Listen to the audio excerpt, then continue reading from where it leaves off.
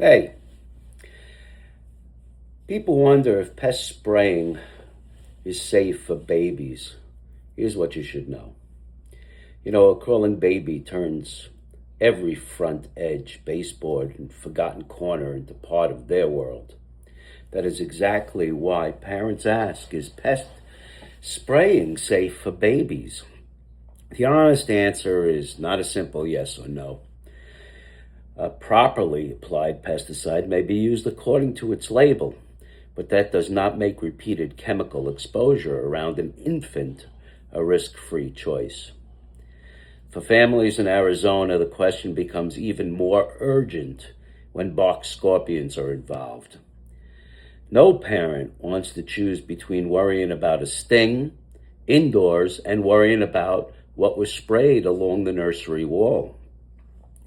The better long-term question is not merely when you can spray. It is how to stop pests from getting into the home in the first place. So, what's the real answer? Is pest spraying safe for babies?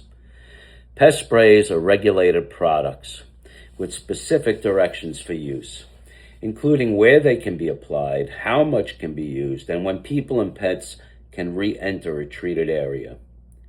Following those instructions matters, but approved for use is not the same as no exposure or no concern, especially for babies. Infants are not small adults. They spend more time close to the floor, touch treated surfaces, put hands and objects in their mouths, and have developing respiratory and nervous systems. Their day-to-day behavior can create more opportunities for contact with pesticide residues on baseboards, carpets, floors, toys, and outdoor play areas. The level of risk depends on the product, the active ingredient, the amount applied, whether it was used indoors or outdoors, ventilation, and whether the application was done exactly as directed. A one-time targeted treatment for a serious problem is different from routine indoor spraying every month or quarter. Still, no responsible company should tell parents that pesticides around babies are automatically harmless. Why dry does not always mean gone. Pest control companies, that's the first thing, or one of the things they tell you, wait until it dries. Pest control technicians often advise the residents to stay away until a treatment is dried. That instruction can reduce immediate contact with wet spray, and it should be followed carefully. Yet drying is not the same thing as the product disappearing. Many treatments are designed to leave a residual behind. The residual is the point pests are expected to cross a treated surface later. For a crawling child, the same baseboard line or floor perimeter can also be a place for touching, rubbing, and transferring residue to hands. This does not mean every professional treatment will cause harm. It means families should not confuse a re-entry window and a permanent all clear. Ask what was applied, where it was applied, whether it leaves a residue, and how long the area should be kept away from babies, toys, cribs, and play mats. Scorpions, they change the stakes. In Phoenix area homes, scorpions create a fear that ordinary ant or spider problems do not. A box scorpion can enter through remarkably small gaps around the base of the home. Utility penetrations, doors, construction joints. Once it's inside, spraying is often treated as the answer. But spraying has a fundamental limitation. It attempts to kill a scorpion after it has already reached your property or entered your living space. It does not reliably solve the route that allowed the scorpion in.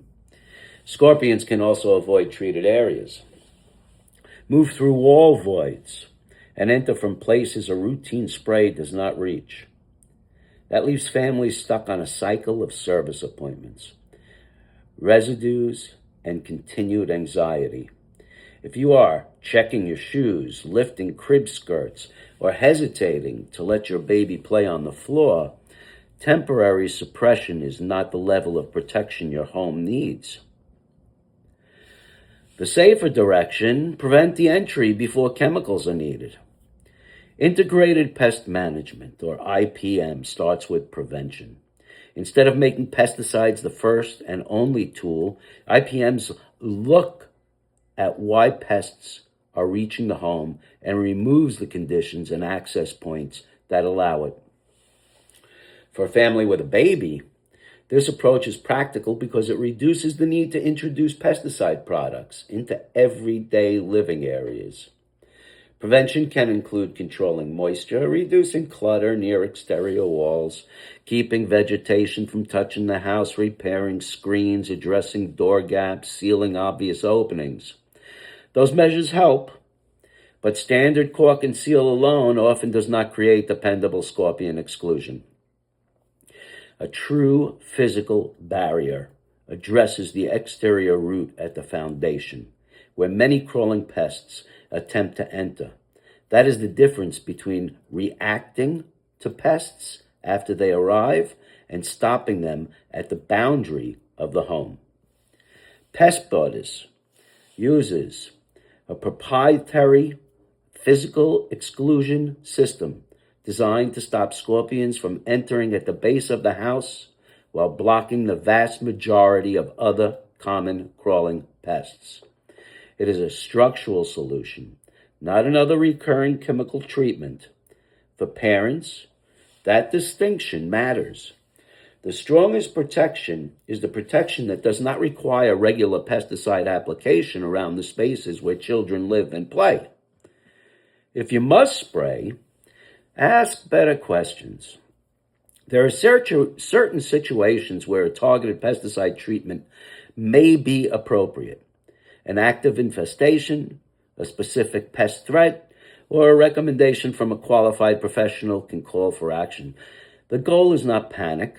The goal is to avoid treating chemicals as the default answer for every bug sighting. Before agreeing to service, ask the company to explain the treatment in plain language. Find out the product name, the active ingredient, the exact locations to be treated, and whether the application is indoors, outdoors, or both.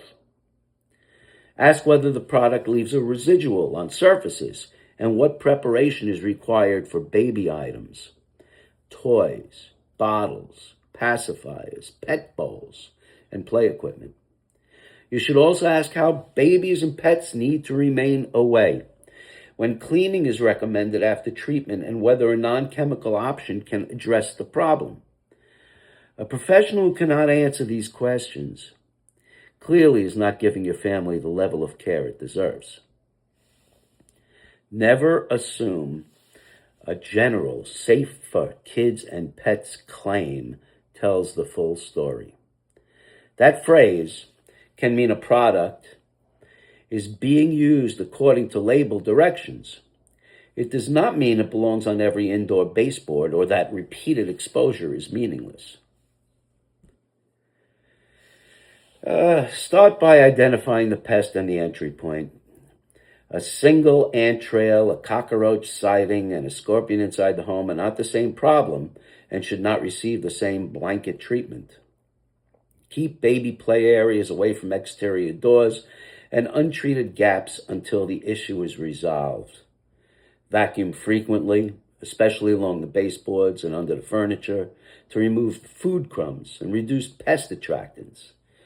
Store food securely, correct leaks, and avoid leaving pet food out overnight.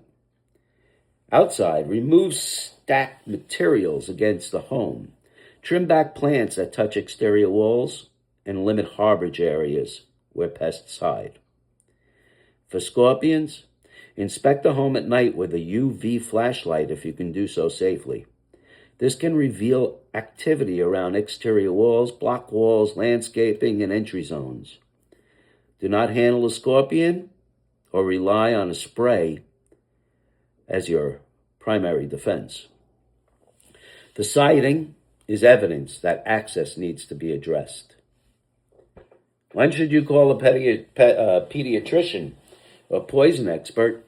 If a baby may have touched, swallowed, inhaled, or had significant contact with a pesticide, do not wait for symptoms to become severe. Move the child away from the area. Follow the product's labels, first aid instructions, and contact a pediatrician or poison control for immediate guidance. Keep the product container available so you can provide the exact name and ingredient information. Find urgent medical care for breathing trouble, unusual sleepiness, vomiting, seizures, persistent coughing, eye irritation, or any concerning reaction after exposure. If a scorpion stings a baby, treat it seriously and seek prompt medical advice. Babies cannot describe numbness, pain, muscle twitching, or other symptoms. So close evaluation matters. Close evaluation, that's what matters. Peace of mind should not require a spray schedule. Parents should never have to accept a choice between pests indoors and chemicals repeatedly applied around their child's home. Targeted treatment has a place when it's truly necessary, but prevention should lead the plan. If your home is in scorpion country, look beyond the next spray appointment. Ask what is allowing pests to cross the boundary in the first place. A home that blocks entry gives your baby something far more valuable than temporary relief. A safer floor to explore, and a calmer home to grow up in. If you have any questions regarding scorpions and pesticides, call me, 623-275-0240. My name is Mark. I own Pest Borders, LLC in Mesa, Arizona. Thank you.